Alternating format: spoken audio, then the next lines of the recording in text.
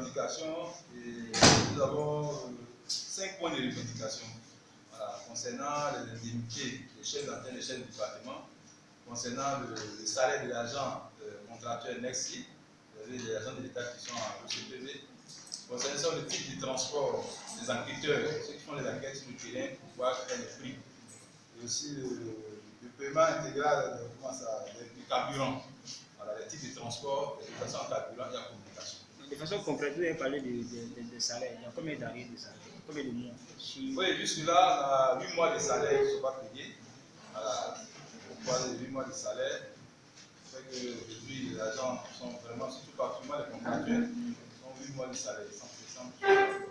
Pour en revenir à l'arrêt de travail de ce jour, est-ce seulement le siège du Gabon ou bien c'est toute la Côte d'Ivoire? Oui, c'est une grève nationale. Tous les personnels de l'OCPV en grève, un arrêt total du travail au niveau national. Mais concrètement, quels sont les agents qui sont concernés par cette situation? Tous les agents. On dit que dans l'OCPV, il y a différents types d'agents. Il y a les fonctionnaires, il y a... Oui, mais quels agents qui sont concernés? Tout le personnel, les fonctionnaires. Oui, à chaque point, les 5 points de revendication, chaque agent se dit, les enquêteurs, les types de transport. Bon, au total, combien d'agents? Ça fait 7 mois maintenant qu'ils n'ont pas payé. Nous, c'est un problème de budget.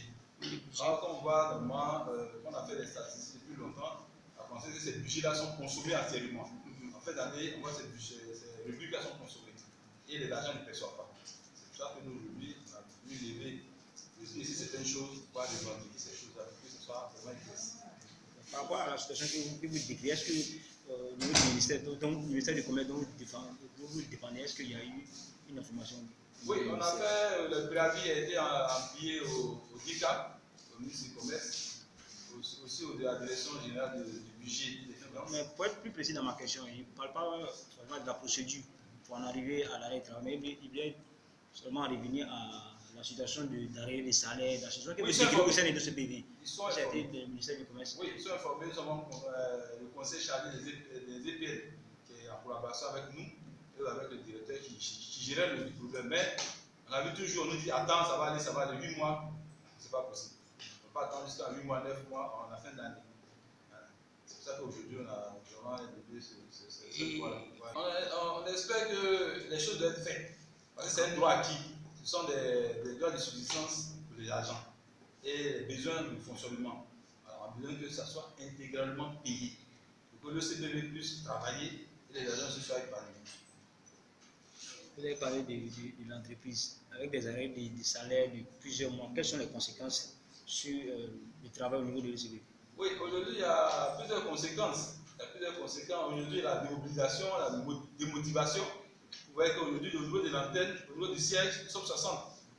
Est-ce qu'il y a eu des départs dus à cette situation? Oui, beaucoup de départs. Nous sommes aujourd'hui à peut-être 15 départs, si je ne me trompe pas. Une vingtaine de départs au niveau de l'OCPV. Nous-mêmes de l'OCPV. Au niveau des cadres ou bien des agents? Au niveau des cadres. Aujourd'hui, on a étonné que hier, on a informé même le dernier cadre qui s'en va. L'OCPV, un chef de département, c'est attaché au directeur qui s'en va. Pour en revenir à la situation du jour, avant que nous arrive aujourd'hui à l'arrêt de travail, quelle a été vos relations avec la direction, s'il y a eu des tentatives de négociation? Oui, aujourd'hui, les délégués aujourd'hui sont là. Ils pouvaient dire qu'on devient des délégués du DG. Parce que tout le temps, nous sommes chez lui. Pour lui expliquer la situation. Tous les jours, tous les matins, depuis qu'il est arrivé, c'est ce que nous sommes en train de faire. On a vu aujourd'hui que vraiment, c'est pas possible. Tu ne peux pas faire quelque chose. Et c'est toujours les mêmes choses que nous rencontrons. Donc, pourtant, ce n'est pas la réalité. Déjà, suite au préavis d'arrêt de travail que vous avez déposé, est-ce que avant ce jour, il y a eu, la direction vous a approché au dernier moment où est-ce qu'il y a eu des pratiques de conciliation? Après qu'on a déposé le préavis, le 13 août dernier, nous avons reçu le 20. Nous avons reçu le 20. Après ça aussi, tout à que hier, parce que c'était le deadline du 5, c'est hier jusqu'à 23h, était encore l'OCPE pour pouvoir régler ce problème-là. Et c'est à ce moment que nous rencontrons, parce qu'on était déjà au jour J. On a interpellé l'autorité nationale, c'est-à-dire aujourd'hui le ministre lui-même qui est en charge de notre direction, pour qu'il puisse vraiment jeter un coup d'œil sur l'OCPV. Parce qu'on a l'impression que l'OCPV est dans la brousse et personne ne s'occupe de l'OCPV. Parce que cette situation perdue depuis des années, aucun ministre n'a osé lever le bras sur l'OCPV. Telle chose qu'il faut régler. Le côté financier, le côté administratif, au niveau du personnel, rien n'est fait. Donc on va interpeller vraiment le ministre d'abord, le premier ministre, le président de la République. Il faut que quelque chose soit fait intégralement pour que l'OCPV puisse avancer et puisse donner les résultats que l'État même nous a fixés. Malgré les différents ministres, pourquoi il n'y a pas de changement de statut des hauts agents? Aujourd'hui, nous, on se pose la question. Parce que si aujourd'hui, nous, au niveau de l'OCPV, il n'y a jamais de manifestation. La seule manifestation aujourd'hui à l'OCPV. Et si c'est partout dans les différentes directions, on pense que le ministre, le président de la République, va jeter un coup d'œil. On peut penser que les EPL même, les agents des EPL quittent pour aller au niveau de l'administration.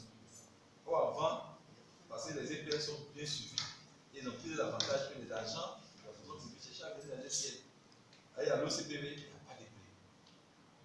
Les agents ne bénéficient plus. Vraiment, de cette assistance-là, au niveau de la motivation, il n'y a pas de prix. Donc, vraiment, on a fait un effort avec le secrétaire général de la militaire du syndicat. Ils ont débattu jusqu'à la fin. Normalement, l'OCPV doit avoir une prime interne. Et c'est ce qui nous est revenu. C'est-à-dire qu'aujourd'hui, le ministère a des primes, mais nous, on ne bénéficie pas. Or, auparavant, on a dit tous les agents du ministère du Commerce. Et à la fin, on nous a dit je pense que l'OCPV doit avoir des primes. Or, on n'a pas de primes. De la mauvaise gestion de l'OCPV vient des deux dirigeants. Parce que si on se rend compte que on donne un budget de 14 millions pour payer la CIE et que nous on engage 7 millions, on suppose qu'on n'a pas besoin de 14 millions. Donc le budget prochain, on nous donne 8 millions. Et au fur et à mesure, c'est comme ça que c'est passé sur tout cet revenus. Et ce qui a fait que notre budget a commencé à décoller. Parce que les gens engageaient des montants, les restes à payer, et c'est partagé après l'année. Et nous sommes retournés des députés des chefs d'antenne. C'est sorti de l'arrêté, ils ont mis officiel et les faits financiers dessus. Depuis 2014. Et tout ça, ça fait que les agents sont démunis. Nous, on veut travailler. Nous, on veut travailler, on veut donner aussi à l'État. Voilà. C'est ça qu'on veut revendiquer. Sinon, on peut s'asseoir et attendre peut-être nos salaires fin de mois. Voilà. Mais l'OCP a beaucoup à donner. C'est un secteur où les gens ont besoin de nous pour pouvoir faire plus de choses. Les statistiques en Côte d'Ivoire, au niveau du vivrier, c'est ce que aucun ministère ne peut donner, aucune direction ne peut donner. Chaque fois, même quand on va à Nader, allez voir ce que c'est eux qui ont les statistiques. Aujourd'hui, demandez aux statistiques. on va revenir un peu aux agents. Quelle est la fourchette d'ancienneté? Oh, la fourchette. Ils sont concernés par la situation et que vous défendez.